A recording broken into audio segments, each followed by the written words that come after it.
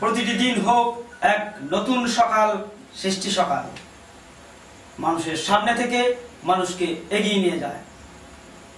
ঘুষকরা পৌরসভা নির্বাচন 2013।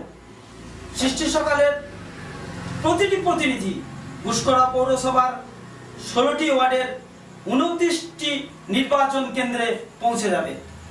আমাদের ক্যামেরার চোখ থাকবে 16টি ওয়ার্ডের 29টি নির্বাচন বুথের উপর।